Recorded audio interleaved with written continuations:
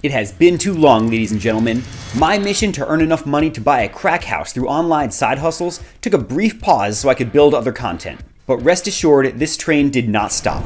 My total coffers, after a grand total of 31 videos over 3 years, beginning with such humble origins as online side hustles for $3 an hour, on through to the high volume arbitrage strategies we use today, now stands at $112,067. 6 figures through a few years of side hustling now sits in various accounts that I will later consolidate in order to purchase my crack house. I've been talking to a real estate agent named Mad Lad Brad, who I knew in college.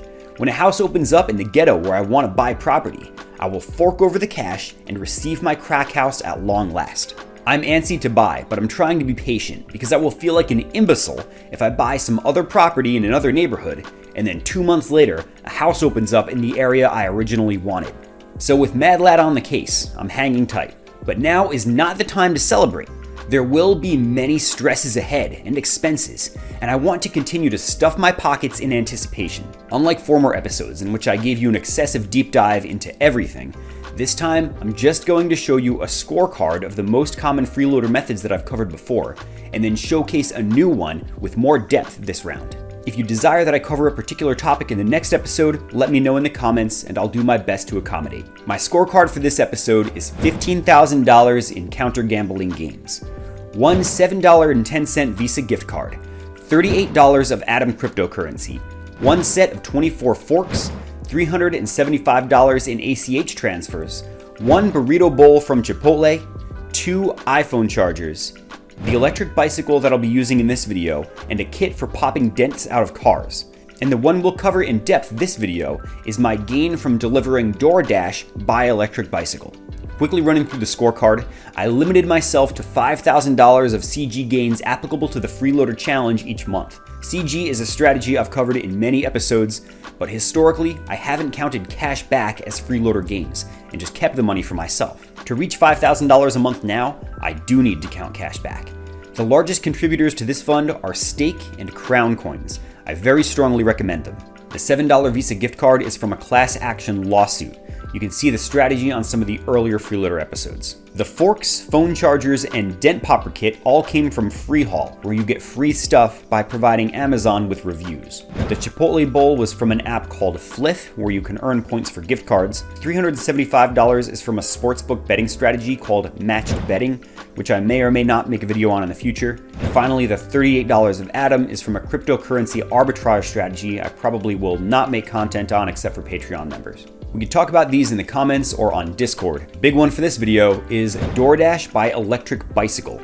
Can I print gains with this approach? We all know food delivery is a way to earn some money in a pinch, but if you're driving a car for delivery, it's very expensive. Between gasoline and wear and tear on the car, the ROI from Uber Eats is just not that high. You're basically trading equity in your car for cash. But if I can deliver food without a car, I can avoid that expense. The problem is, to deliver food by bicycle, you need a good bicycle, preferably an electric one. And that means you have to buy the bicycle. Fortunately, I was able to find one for only $200 after the rebate via Freehaul, so I'm only starting in the hole at $200. And at the end of this episode, I plan to sell this bike for more than that anyway. Let's waste no more time and get on this bike to deliver food to lazy people. I've explored DoorDash and Uber Eats and all that stuff, delivery before as a side hustle, but the problem is you end up using so much money on gasoline and on wear and tear on your car that you're not really making that much money. You might be making minimum wage. The rest of your earnings all end up going toward maintenance on your own vehicle. So I want to get around that. I want to see if it's possible to use an electric bike to avoid all those maintenance costs. You know, the energy that goes into this thing is negligible. It barely takes anything to keep it powered, and as long as the tires don't blow or anything like that, it should be pretty cheap compared to delivering on a car. So we're gonna see what we can do. The biggest problem is gonna be, can I actually deliver food on the back of an electric bicycle in the suburbs in the United States? This would be no problem in the UK or in Amsterdam, but in the suburban US, am I gonna be able to pull it off? So here's the whip, got nice fat tires. These are like those disc kind of brakes. Yeah. Disc kind of brakes. It was kind of hard to tighten them, but I figured it out. And the most important piece is this basket on the back. So this is where I'm going to hold the food, and I pray that this works. Otherwise, I'm 100% getting fired off of this thing. So it goes up to 20-something miles an hour. Should be plenty for the suburban streets. I hope they keep me on. First impressions actually riding this thing, it does work pretty well. It takes a little getting used to. You know, you have to tell it how much to assist. You know, I'm on level 4 assist right now. It'll go up to like 17 miles an hour with me doing barely anything. So it's working. We're gonna be able to physically get from place to place. But the big question is gonna be, am I gonna actually be able to deliver food on this thing? That's the challenge. That pinging sound means I'm in a hot spot on DoorDash, which is pretty much always gonna be a strip mall. All right, here's an order coming through now. It says I can go pick up cookies at Crumble, but if I'm looking at this wants me to go across the Woodrow Wilson Bridge into Maryland. And this guy thinks I'm gonna, for $13, go across the Woodrow Wilson Bridge during rush hour. So that one's not gonna happen. I'm gonna pass on that and then wait for the next ping. All right, here's another one. This one wants me to go to Noodles and Greens. And then, all right, that looks a little bit far, so I'm gonna decline that one. I need something closer. Let's wait for the next one. All right, here's another one. Go to McDonald's. All right, it's only a $3.25 order, but or tip rather, but it's close. So let's just do this. Let's knock it out. Drive northwest, then make a sharp left. And I think I know where this one is. That's not too far. It looks like it's across the street from high school, so I'll head that way to pick up the food. Oh, this thing works great. Now we're moving. It's hard to even bother pedaling when you could just flip this little gizmo on the side and it takes off by itself. We're gonna make it.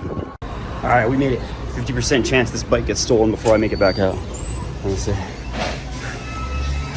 Smells like grease. All right, a little minor confusion, but Gigi is gonna get her food. All right, let's go. The biggest concern I have right now is that this has a drink in it. Now, is this gonna be secure? I should have brought like a towel or something. The only thing I can do is take off my helmet and save some space here, but I'm not gonna do that. So a towel would be helpful. You can pack it in so it's a little bit tighter. I got nothing I can use right now, but we gotta get moving. All right, now this is called hostile city planning toward pedestrians. You need to keep the ground clear. All right, but here is where electric bikes really shine. We're going up a hill right now. I'm barely even pedaling. Now, I've gone up this hill before on like a bike without any kind of electric assist.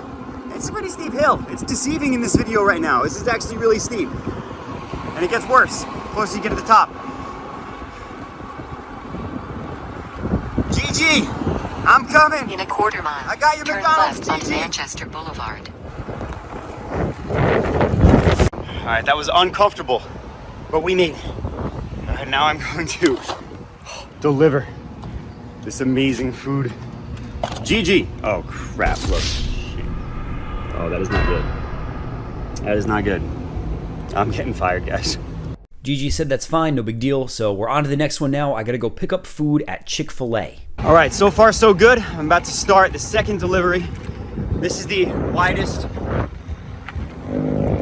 sidewalk I've been on so far. I'm not necessarily feeling safe doing this, but so far I've made $3.25. I'm going for that big $10 mark. This next one should put me there. All right, so Chick-fil-A is popping off right now. So there's a lot of orders coming through here, and I took on way more than I could chew. We had to get an extra cup of water just to have a counterweight here. Yeah, if I even manage to deliver this, I'm gonna be shocked because this thing is about to fall apart, and it's a lot farther of a trip than I thought it was about to be. All right, we're staying alive so far. Just a minor spill, but this is what I'm talking about when I say hostile toward pedestrians and bike riders. Look, there isn't even a way to get across. I have to go that way, then cross again, and then cross for a third time in order to get across this street. I can't really go that way either. This is what I'm talking about, like, how are we supposed to make money? Crazy. All right, so basically, the fuck pedestrians. The sidewalk just ends, all right. I guess I gotta figure out a way. No, I'm having a horrible time right now, but I think the drink is okay.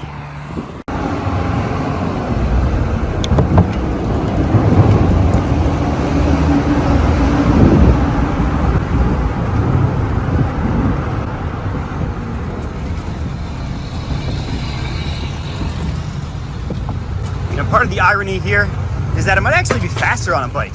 In some ways, you know, if the sidewalks existed and stuff like that, it might actually be faster than trying to drive through rush hour. I can just feel the soda raining on the back of my leg right now, so it's gonna be a mess back there. This is a horrible place to ride a bicycle. Guys, I'm sorry, but this is gonna be it. I don't think I'm doing this anymore. I'm about to get hit by a car here too. Just like this guy. I am 100% getting fired. This is, I can't even tell what's garbage and what's not anymore. Yeah, it's done. I ruined Jennifer's day. I'm sorry, Jennifer. This was my fault, not yours. All right, I messed up, but I just called Jennifer. I told her what happened. She's like, "Is the food okay?" I said, "Yes." She said, "All right, well, bring it, and I'm not fussy." I said, "All right." So I'm going to, since there is no bag left, I'm going to. You know what I'm about to do. Yeah, I don't think Jennifer was too happy with me, but on the bright side, she's gonna get free food out of this because the food was, it wasn't all ruined, but it wasn't in the best shape, and that means that she's gonna get her money back. So if there is a silver lining here, it's that I got somebody free food. The bad side is that she's not going to see that free food for a while because the food that I brought her is ruined, and she's going to have to order it again in order to get a proper meal. So yeah, I'm like 100% getting fired now, which is fine. You know, I kind of expected this to work, but I came in unprepared. Honestly, I didn't prepare my bicycle correctly. I had a limited amount of time to do this in, and I didn't spend that time wisely by actually preparing myself and preparing my vehicle. So all I did was ruin food. Yeah, I mean, if you're gonna try to pull something like this off, I would recommend scouting the area first on your bicycle. Make sure it's actually like not impossible to ride your bike safely, you know, and safe for the food, because I'm bouncing up and down all over the place. You know, I can't move drinks. I think if I had taken some steps prior to prepare that basket by putting some plywood down or even some cardboard, you know, that might have made a difference. But you know, I didn't do any of that, and this is where I throw in the towel and say I didn't do everything I needed to do in order to be successful at this.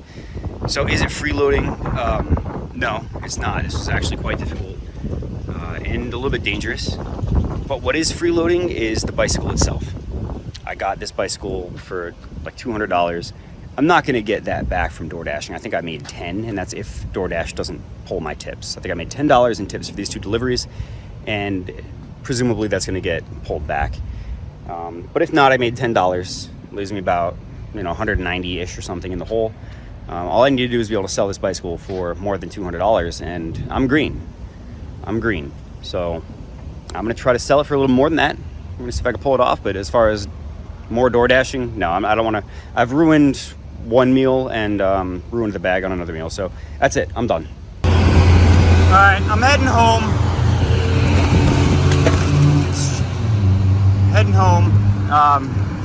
You know, just through some reflection here, I think it was the drinks that really kill you. You know, the drinks are kind of what ruin your ability to deliver by bicycle. You know, you need to have some kind of particular cup holder in your vehicle, on your bike. Jeez, it's a mess trying to navigate this place. You need some kind of way to hold the drinks in place in order to make sure that you don't get, you know, drinks sloshing everywhere while you're trying to ride. And because this ground, it is bumpy, and you know, it bounces all over the place. The drinks are what gets the bag wet, and then once the bag is wet, you're done. You look like a sloppy driver or dasher, because you are one. And that's what damages the rest of the stuff as well. You know, you're good when everything is dry, but once it gets wet, you're done. So I think that's what sunk me. And if it weren't for that, if it weren't for the drinks and it weren't for the difficult roads, I think this might be all right. You know, I'm just riding down the middle of the road here. This is not safe. But this is what you got to do when there's, you know, how am I supposed to get by otherwise? There's no sidewalk anywhere. So, yeah, I'm having a pretty horrible time, not gonna lie. Anybody else who wants to try DoorDashing my bike, I'd say do it in Europe. Don't even try to do it in the United States. At least not in an area like this. But there's legitimately no sidewalk right now.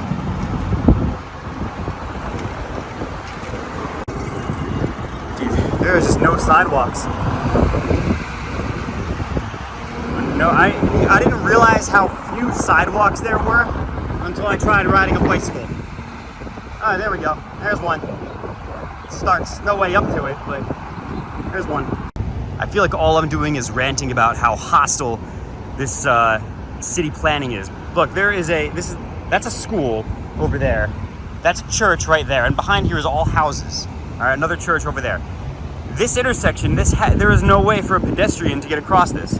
Right next to a school. Look, you can see that there's no traffic signals in this direction for pedestrians. You know, the little guy that comes up on the sign. There's no buttons over here. All right, there's no walking signal.